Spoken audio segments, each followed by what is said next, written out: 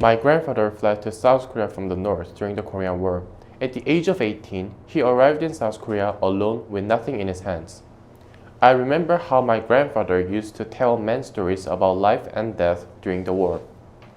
He said that the loneliness and the longing for his family was the hardest thing to take.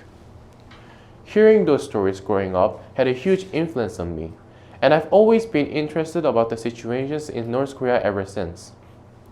Through books and documentaries, I've learned even more about the reality of what goes on there. It seemed like fate when I heard about FSI, which was the perfect place for me to do something to help defectors like my grandfather. As a descendant of defector, I've always felt emotional attachment to the issue, and that has been the motivation for my volunteer work. I would like to speak in particular about how I was the mentor for a defector participating in an English speech contest. I was excited about being able to help a defector, but at the same time I was worried about whether I could do a good job teaching English. After all, I was still only a student who had no experience. I was hesitant about taking on the responsibility of becoming someone's mentor. But I knew that at the very least, trying was better than doing nothing. It was a challenge at first.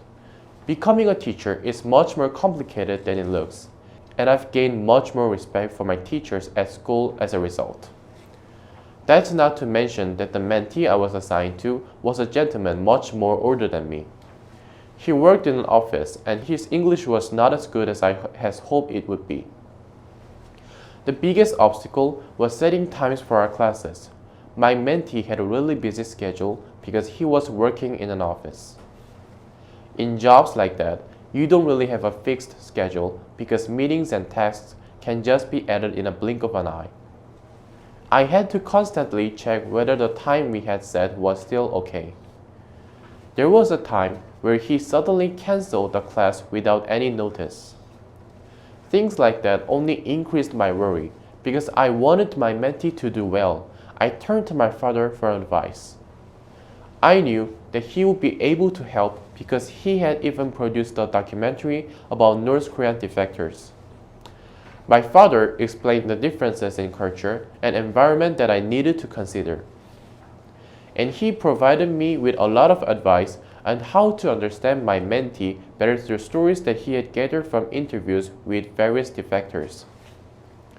Finding work as a North Korean defector is hard enough. Competing in an English speech contest must have seemed like an insurmountable mountain. I felt like I understood my mentee better now. After learning about his situation, I did my best to accommodate his schedule and work to improve my mentoring classes. I prepared beforehand for things like writing the manuscript and speaking practice.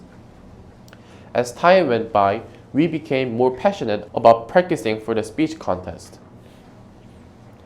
I made up for my less than perfect English with hard work, and after 2 or 3 months of preparation, I felt that my mentee was ready to participate.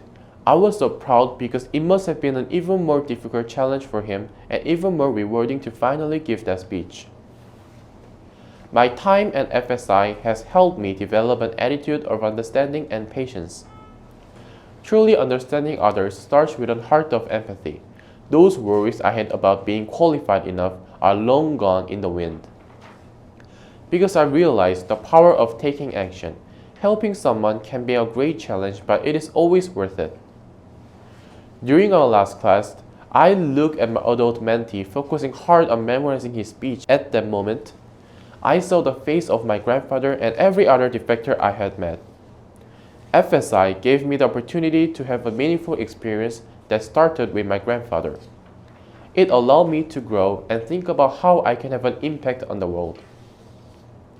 I'd like to express my gratitude to the co-founder and co-president, Mr. Casey Latik and Ms. Eungu Lee, and the FSI staff for providing me with this precious experience.